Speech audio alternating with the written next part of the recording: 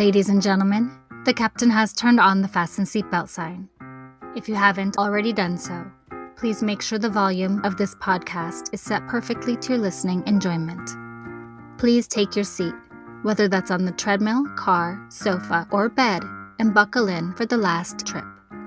My name is Jamie Beebe, and I'll be your tour guide, recreating someone's last days in paradise. On behalf of myself and everyone behind the scenes, please enjoy the Last Trip podcast. And because nobody likes a long flight to get to where they want to be, let's prepare for takeoff.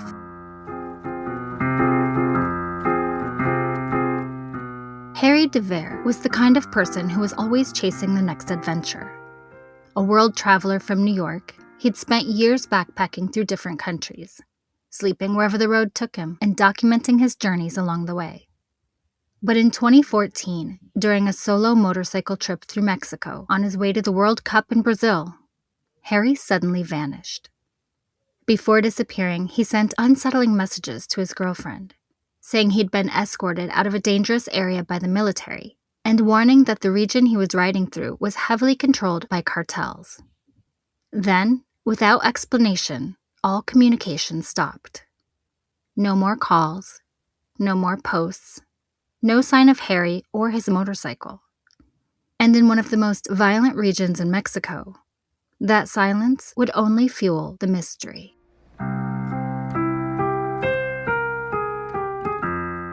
There's something almost surreal about Michoacán, because it's both breathtakingly beautiful and deeply haunted. If you only saw the postcards, you'd probably think it was one of the most magical places in Mexico. Mountains wrapped in mist, colonial towns with pink stone churches and cobblestone streets, volcanoes rising above pine forests. Monarch butterflies gather by the millions in the hills every winter, covering entire trees in orange and black wings like living stained glass. Tiny lakeside villages where fishermen still go out at dawn in wooden boats. Street markets filled with handmade guitars, copper crafts, woven textiles, and the smell of fresh tortillas and carnitas drifting through the air. And honestly, that's the heartbreaking thing about Michoacán. It really is beautiful. Long before it became associated with cartel violence, Michoacán was known as one of the cultural hearts of Mexico.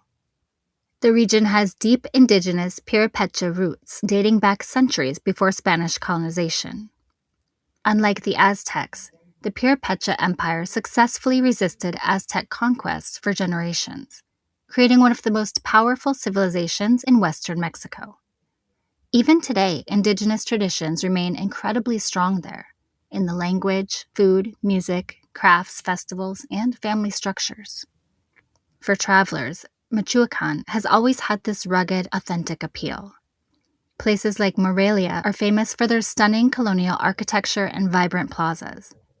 Monarch Butterfly Biosphere Reserve draws visitors from all over the world to witness one of the most extraordinary migrations on Earth, where millions of monarch butterflies blanket the forests every winter. There's also this deeply rural side to Michoacán that travelers love. Mountain roads, tiny villages, hidden beaches along the Pacific coast, volcanic landscapes, avocado orchards stretching for miles. It feels less polished than tourist-heavy destinations like Cancun or Cabo. More raw, more real. And that's part of what drew people like Harry Devert there. Because Michoacán wasn't built for tourists in the traditional sense. It attracted travelers who wanted adventure, culture, and the feeling of discovering someplace untamed. But by the time Harry rode through the state in early 2014, Michoacán was also one of the most dangerous places in Mexico. Now, to understand why that is, you really have to understand the history of the drug war there. For decades, Michoacán played a role in drug production because of its geography. The remote mountains, Pacific coastline access, isolated forests, and agricultural regions perfect for growing marijuana and poppies. But the violence escalated dramatically in the late 1990s and 2000s as larger criminal organizations fought to control trafficking routes and methamphetamine production. Then came the rise of cartels like La Familia Michoacana, and later the Knights Templar cartel, groups that became deeply embedded into everyday life in the state. Knights Templar cartel wasn't just a drug trafficking organization in the traditional sense. They tried to present themselves almost like a parallel government. They distributed ethical codes, claimed to protect local communities, and wrapped themselves in bizarre religious symbolism inspired by medieval knights. But beneath that mythology was extreme violence, extortion, kidnappings, murders, entire industries controlled by organized crime. And one of the strangest things about Michoacán is that the drug trade there eventually became about far more than drugs. Cartels realized they could make enormous amounts of money controlling agriculture, especially avocados and limes. Today, Michoacán produces a massive percentage of the world's avocados, and criminal groups have infiltrated parts of that industry for years through extortion and protection rackets. And that's why people sometimes call avocados there blood avocados. Farmers were threatened, packing plants were burned down. Entire towns lived under cartel control. Now, in some places, criminal groups dictated when the crops could be harvested and how much people had to pay to survive. By 2013 and 2014, right when Harry entered the region, Michoacán was essentially exploding. Armed civilian vigilante groups called autodefensas had started rising up against the cartels because locals felt abandoned by the government. Ordinary citizens, like farmers, lime growers, shop owners, picked up rifles and formed militias to fight back against cartel extortion and terror. So when Harry rode into Michoacán in January 2014, he unknowingly entered a place that was already in the middle of a low-level war. Cartels, vigilantes, military checkpoints, burned vehicles, roadblocks, disappearances, shootouts. And yet, tourists still came. But even during some of its darkest years, life there never completely stopped. Families still gathered in plazas at night. Monarch butterflies still arrived in the mountains every winter. Weddings still happened. Street musicians still played. Fishermen still launched boats at sunrise. And that contrast almost makes the violence feel more unsettling, because danger in Michoacán rarely looks dramatic at first glance. It often exists quietly beside ordinary life. A beautiful mountain road can suddenly lead to a cartel checkpoint. A peaceful farming town can be under extortion control. A scenic highway can become dangerous after dark. And for travelers, that unpredictability became one of the biggest risks. Back in 2014, U.S. travel warnings for Michoacán were severe. Parts of the state were considered effectively lawless due to cartel control and armed conflict between criminal groups and vigilantes. Tourism dropped heavily in some regions because international visitors were terrified of the violence. Even the butterfly sanctuaries saw major declines in visitors during the height of the drug war. Today, Michoacán is complicated. Some areas are significantly safer than they were during the peak chaos of 2013 and 2014. Cities like Morelia continue attracting tourism, cultural festivals, and international visitors. Monarch butterfly tourism remains hugely popular. Coastal areas and colonial towns still draw travelers every year. But organized crime absolutely still exists there. Cartels remain deeply involved in extortion, agriculture, smuggling, and territorial disputes. Violence still flares up periodically, especially in rural regions. Even in recent years, the Mexican government has deployed additional troops to Michoacán after cartel violence involving burning vehicles, extortion threats, and armed clashes. And maybe that's the hardest thing to explain about Michoacán. It's not simply dangerous or safe. Like many places, it's both. It's one of those places where extraordinary beauty and extraordinary violence somehow learned to coexist side by side. Where monarch butterflies drift through forests above cartel territory. Where avocado farms fund both local families and organized crime. Where travelers can still find incredible warmth, culture, and hospitality, while also driving roads where people disappear.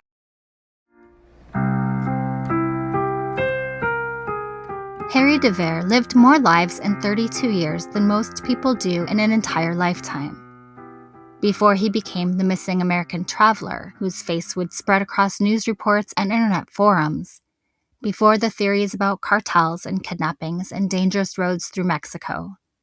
Harry was just this endlessly curious kid growing up outside New York City, obsessed with pushing himself further than everyone else. He split his childhood between his mother's home in New Rochelle and his father's place in Pelham. His mom, Anne, taught English as a second language, and every summer she opened their home to exchange students from Japan. Harry grew up surrounded by stories from other countries, other cultures, other ways of living. Looking back, it feels almost inevitable that he would eventually become someone incapable of staying in one place for too long. But one of the biggest influences in Harry's life was his father, Georges. Georges Devert sounded larger than life. He had served in the French Airborne Division during World War II and later lived through Algeria's brutal war for independence. Adventure and danger weren't abstract ideas to him. They were part of his identity. And Harry, he absolutely worshipped him. As a kid, Harry was constantly climbing trees, swimming, and exploring. His father had him in swim lessons at just 6 months old, and family members said he swam like a fish. Georges also took him mountain climbing, even though Harry was terrified of heights. But instead of avoiding fear, Harry became obsessed with conquering it. And that's such an important detail when you look at the man he would eventually become. He didn't avoid danger, he almost chased it. Like every terrifying thing he survived somehow proved he was fully alive. And he had this incredible discipline when he wanted something. Like when Harry suddenly decided during high school that he wanted to play lacrosse. He didn't just casually join the team.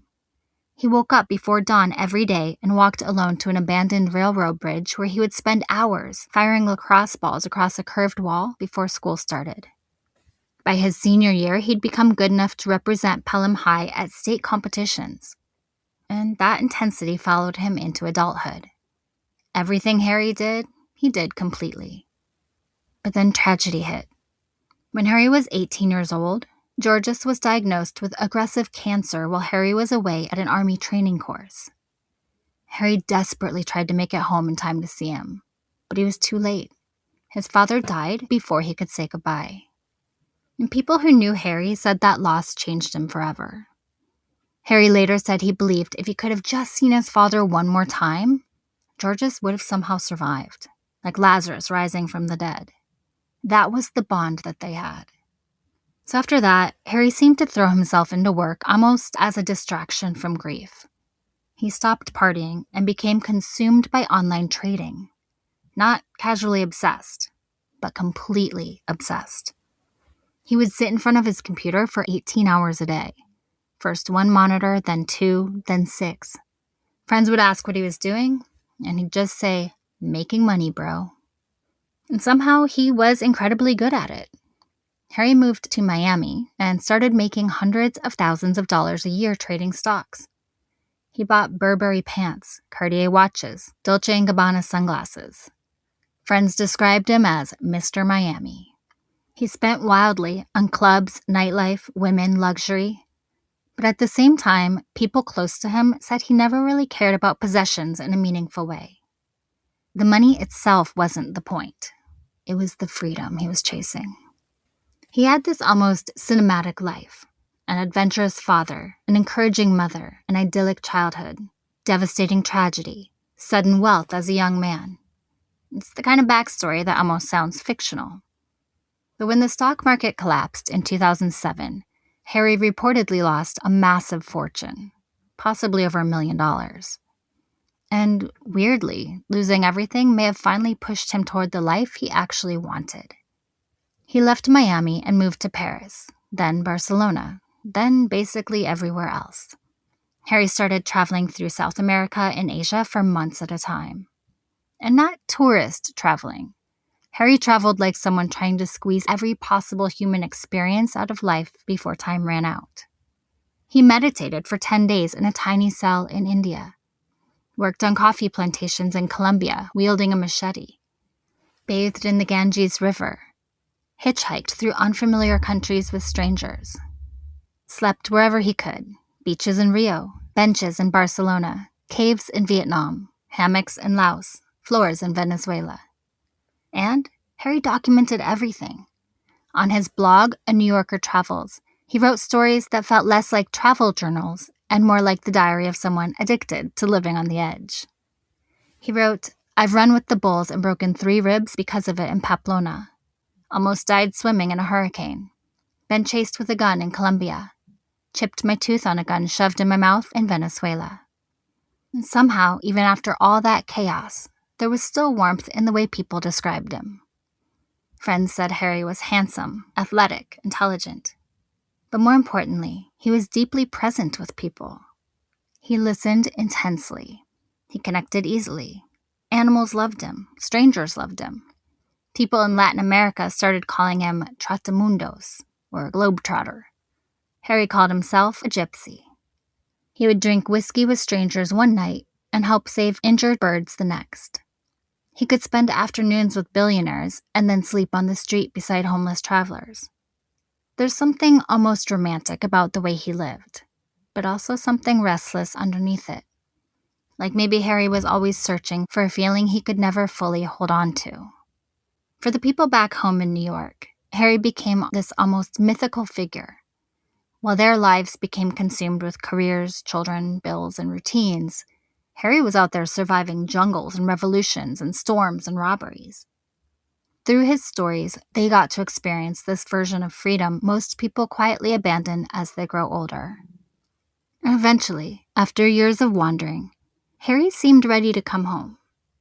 When he returned to New York for a friend's wedding, people barely recognized him. His mother walked past a thin, bearded man dressed like a traveling guru in flowing pants before realizing it was her son. Harry moved back to New York and started working on Long Island to save money. Friends said he talked seriously about settling down with his girlfriend, Sarah Ashley Shear. And for the first time in years, it sounded like maybe Harry was finally ready for stability. But first, he wanted one final adventure.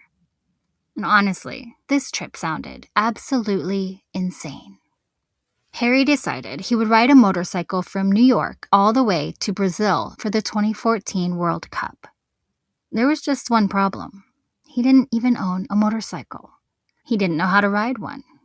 And he was basically broke. So, Harry did what Harry always did. He pawned one of his Cartier watches from his Miami days, bought a Kawasaki from a former Marine in Brooklyn, and taught himself to ride within a week. Because once Harry committed to something, there was no halfway. And his plan was to zigzag through the United States, ride into Mexico, meet a friend in Guatemala, then continue through Central and South America before eventually reaching Rio de Janeiro for the World Cup, what he called the party of the century. But the people who loved him couldn't shake a horrible feeling that kept coming up. Now, Harry had always survived danger before. He'd survived hurricanes, robberies, guns, remote jungles, and strangers and near-death experiences all over the world. But this trip felt different. And tragically, it would become the journey Harry Devert never came home from.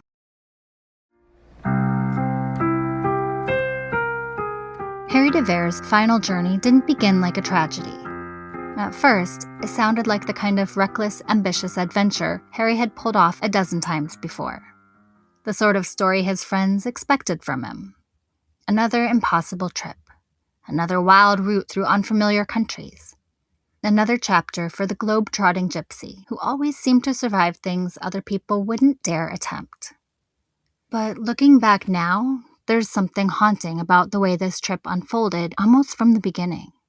Like the road itself was warning him to turn back. Harry left New York in late 2013 with one goal: ride a motorcycle all the way to Brazil for the World Cup. It was the massive romantic journey that perfectly fit who he was. But almost immediately, things started going wrong. At one point in Florida, Harry wiped out after a tire blew. It could have easily ended the entire trip before it really began. But Harry treated setbacks almost like part of the adventure.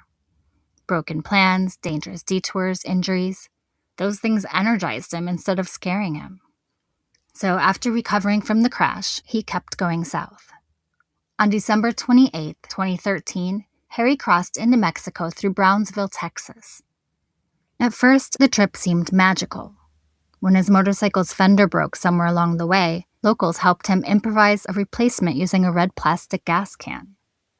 That detail always stands out to me because it says so much about travel in Mexico. The generosity, the creativity, the random strangers willing to help someone they'd never met before. And Harry loved those moments. He collected experiences like souvenirs. As he traveled deeper into the country, he met friends in Guanajuato, one of Mexico's most colorful colonial cities. They dressed him like a charro, a traditional Mexican horseman, and let him ride horseback in a rodeo. You can almost picture Harry completely thriving in that environment, laughing, telling stories, instantly becoming part of the scene no matter where he went. By late January 2014, Harry arrived at a bed and breakfast in central Mexico, with pages of fresh stories already filling his notebook. And for a few days, the pace of the trip slowed. Every morning, Harry would wake up early and make the long trek from the hostel to a monarch butterfly sanctuary hidden in the mountains. For 3 days straight, he made the same journey. 2 hours there, 2 hours back.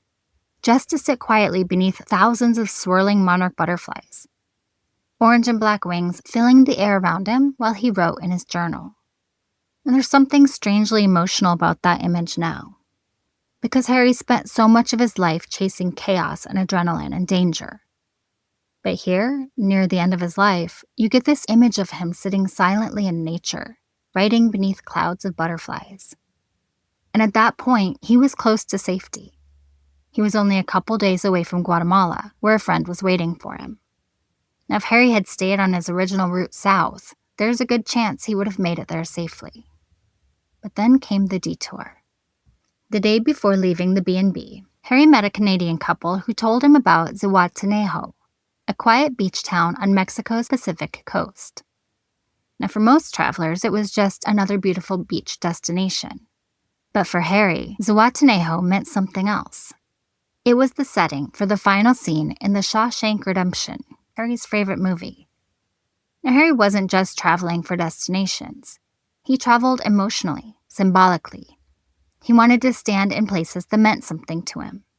Places tied to stories and ideas and dreams. So, despite the fact that Zihuatanejo was completely out of the way, an entire day's ride in the wrong direction, in fact, Harry decided he had to see it for himself. Now, unfortunately, the route there would take him directly through one of the most dangerous cartel-controlled regions in Mexico. And this is where the story starts becoming darker.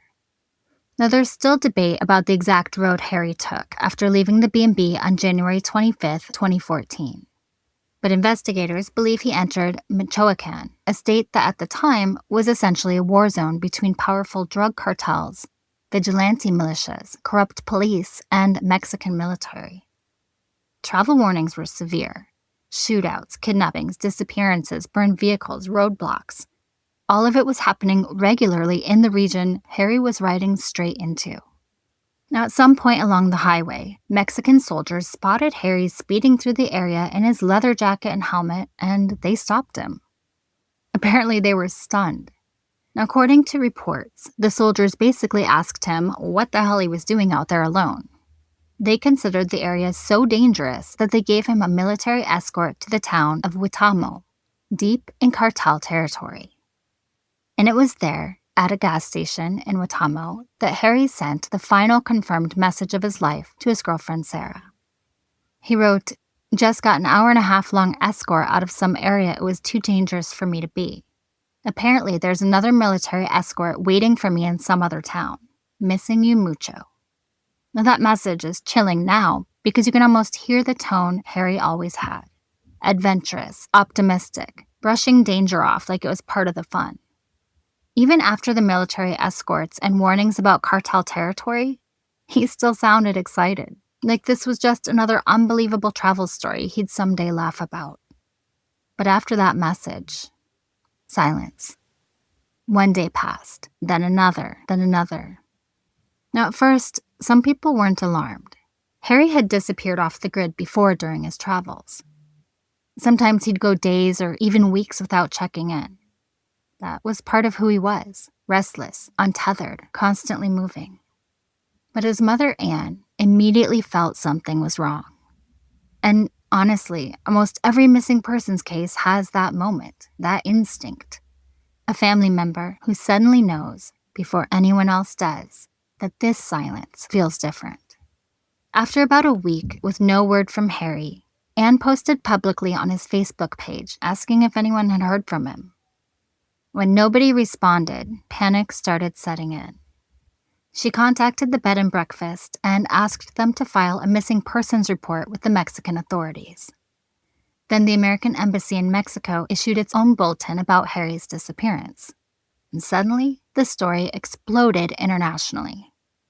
And part of it was because Harry himself was such a compelling figure.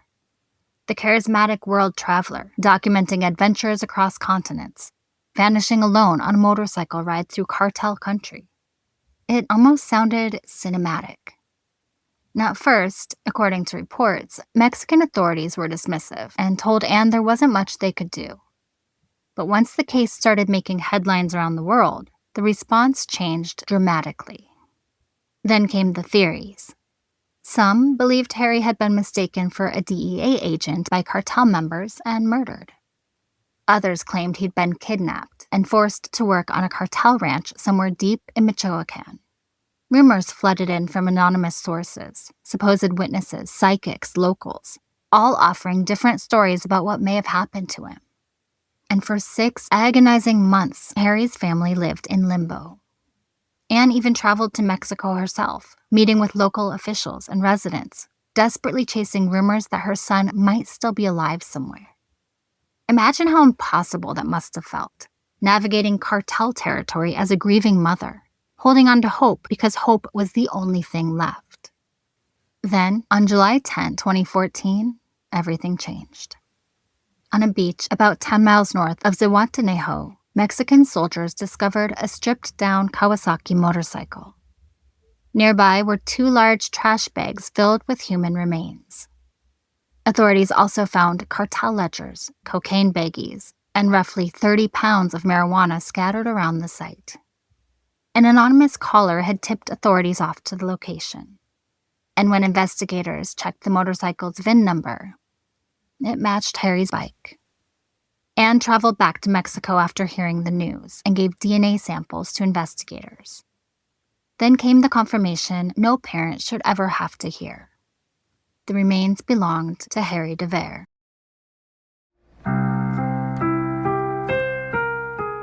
For Harry Devert's family, finding his body was not the end of the nightmare. In a lot of missing persons cases, families spend years begging for answers, wondering if their loved one is still alive somewhere. Harry's mother, Anne, had spent 6 months chasing rumors across Mexico. Cartel ranches, anonymous tips, supposed sightings, whispers that Harry might still be alive and being held somewhere against his will.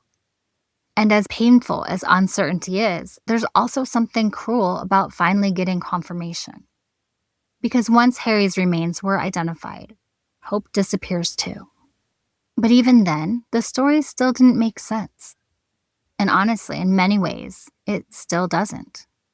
For more than a year after Harry vanished, there were very few concrete answers about who killed him or why.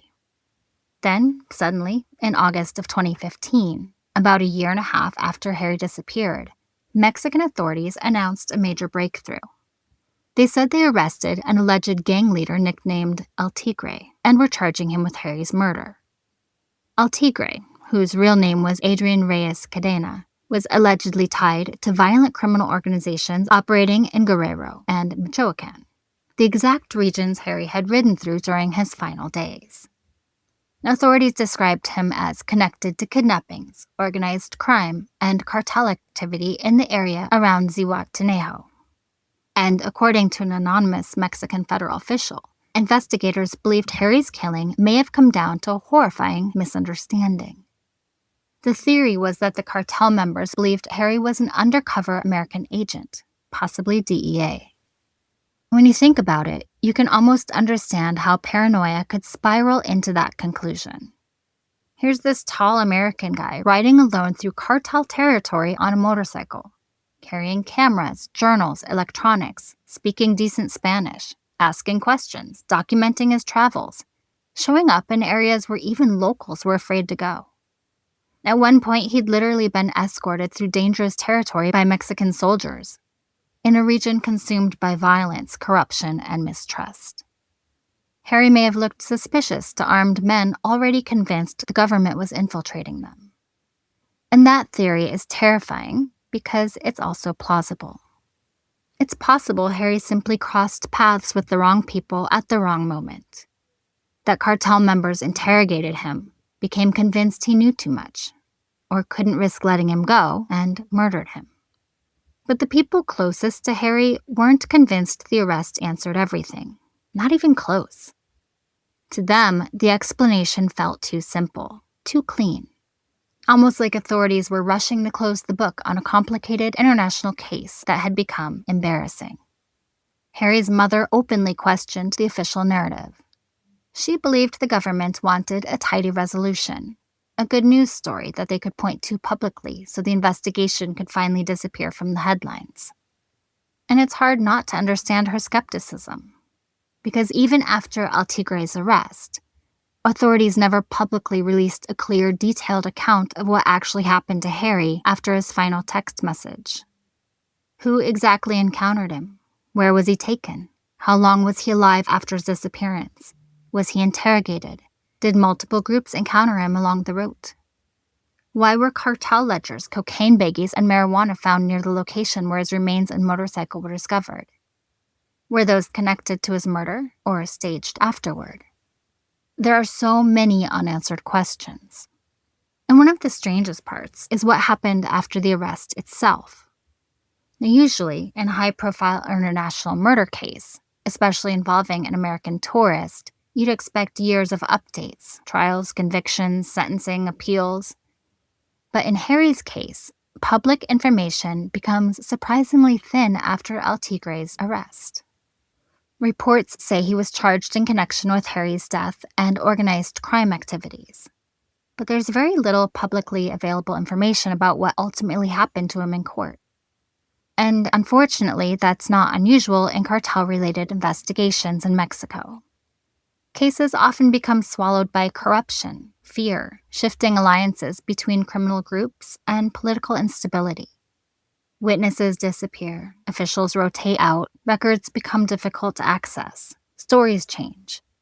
And in regions controlled by organized crime, the truth itself can become fragmented. So even today, uncertainty hangs over Harry Devert's final days. Maybe the official explanation is exactly what happened. Maybe Harry really was mistaken for a DEA agent by paranoid cartel members who decided he was too dangerous to release. Or maybe there's more to the story that never fully surfaced publicly. Because Harry's final chapter still feels unfinished somehow. And maybe that's part of why this case continues haunting people years later. Harry wasn't just another tourist who vanished overseas. He represented this romantic idea of freedom, of living boldly, wandering the world, chasing experience over safety, refusing to live a small life. But his story also became a reminder of something darker. That adventure and danger often live frighteningly close together. And sometimes, all it takes is one wrong road.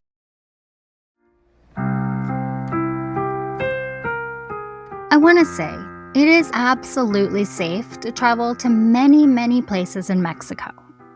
But is it safe to travel to Michoacán? Well, honestly, the answer depends on where you go, when you go, and how you travel. But it's not a simple yes or no. Because Michoacán is one of those places where the beauty can almost trick you into forgetting the danger. You can be standing in a cobblestone plaza in Morelia, listening to church bells echo through the city while couples stroll past ice cream vendors and families gather in the square. And then read a headline the next morning about cartel roadblocks just a few hours away. The contrast is very real there. And it's important to say this clearly. Michoacán still has ongoing organized crime issues. The U.S. State Department continues to warn travelers about crime and kidnapping risks in parts of the state due to cartel activity. Armed criminal groups still operate in certain regions, particularly rural and remote areas. Extortion, roadblocks, armed clashes, and disappearances do still happen. But at the exact same time, millions of ordinary people also live their lives there every day. Tourists still visit, families still vacation there. The monarch butterflies still arrive every winter in the mountains. People still walk through markets eating carnitas and tamales while mariachi music drifts through the streets. And that's what makes Michoacán complicated. It's not some apocalyptic war zone where danger waits around every corner. In many places, daily life feels surprisingly normal, beautiful even. The issue is that safety there can change very quickly, depending on location and circumstances. Some destinations in Michoacán remain relatively popular with travelers. Morelia is widely considered one of Mexico's most beautiful colonial cities, famous for its pink stone architecture, food scene, and historic center. The Monarch Butterfly Biosphere Reserve still attracts visitors from around the world every year. Pátzcuaro is known for its indigenous Purépecha culture, artesian markets, and Day of the Dead traditions. But there are also regions where even locals avoid driving at night. And one of the biggest misconceptions people have about danger in cartel-controlled areas is imagining constant dramatic violence, like movie shootouts happening everywhere all the time. Usually, it's more subtle than that. The danger often comes from unpredictability. The wrong road, wrong checkpoint, wrong place after dark, wrong interaction with the wrong people. And that's part of what makes Harry's story so frightening. He wasn't necessarily behaving recklessly by traveler standards. He wasn't looking for cartels. He wasn't involved in crime. He was doing what adventurous travelers do all over the world, exploring remote roads and chasing experiences. But in parts of Michoacán during 2014, the situation on the ground was constantly changing, and outsiders often had no way of understanding the invisible lines they were crossing. And that's still true to some extent today. If someone chooses to travel to Michoacán now, the safest approach is to travel thoughtfully, not fearfully, but realistically. First, avoid isolated rural driving, especially at night. That's probably the single biggest safety recommendation repeated by both locals and travel advisories. Highways in remote regions can become much riskier after dark, and conditions can change quickly. Stick to major toll roads whenever possible. They're generally safer, better maintained, and more heavily monitored than smaller free roads. Second, stay updated on local conditions in real time. One of the tricky things about Michoacán is that safety can vary town by town and week by week. A place that feels calm one month may experience cartel clashes or roadblocks the next.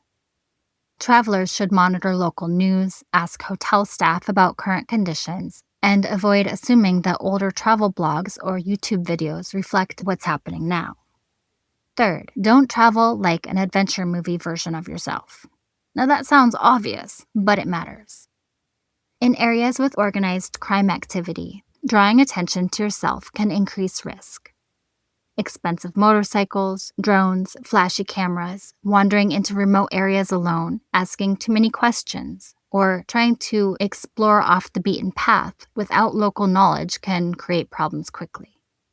There's this romantic idea some travelers have about chasing danger because it feels authentic or exciting. And honestly, Harry himself probably carried some of that mindset. But there's a difference between adventure and vulnerability. Another important thing, understand that cartels are not usually targeting tourists specifically. Most violence in Michoacán involves conflicts between criminal groups, extortion rackets, or local disputes. Millions of tourists visit Mexico safely every year. But outsiders can still become vulnerable if they accidentally encounter unstable areas or are mistaken for something they're not. And if you do travel there, one of the smartest things you can do is stay connected. Share your itinerary with people back home. Check in regularly. Don't disappear off-grid for days at a time. Have offline maps downloaded. Know where you're sleeping each night. Understand which areas locals say to avoid. That's one of the heartbreaking parts of Harry's case. His loved ones were used to him disappearing for stretches during his travels, because he'd always eventually reappear with another unbelievable story. But in regions where communication gaps and remote roads already make investigations difficult, every lost hour matters. And despite all of this, people still fall in love with Michoacán. Because underneath the headlines, it really is extraordinary. The food is incredible. The culture is deeply rooted and fiercely proud. The mountain landscapes are stunning. The butterfly sanctuaries feel almost unreal. Some travelers describe the people there as among the warmest and most welcoming in Mexico.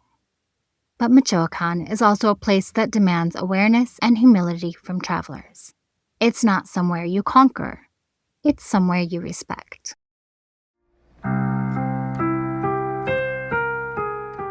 Harry Devert spent his life chasing the world. He chased beauty, adrenaline, connection, meaning. He chased stories most people only dream about living. And even though his story ends in tragedy, I think it's important to remember that Harry was so much more than what happened to him in those final days. He was someone's son, someone's partner, someone's best friend. A man who loved deeply, lived intensely, and wanted to experience every corner of life while he had the chance. He believed the world is still meant to be explored, that freedom is worth chasing, that there's still wonder out there beyond our routines and safe little boxes. But Harry's story is also a reminder that adventure and vulnerability can exist side by side. That sometimes the same openness that allows us to experience the world can also expose us to its darkest parts. And somewhere along those winding roads through Mexico, a man who spent his entire life searching for meaning became part of the mystery that may never be fully solved. The people who loved Harry never stopped searching for him. And in many ways, they still haven't stopped searching for answers.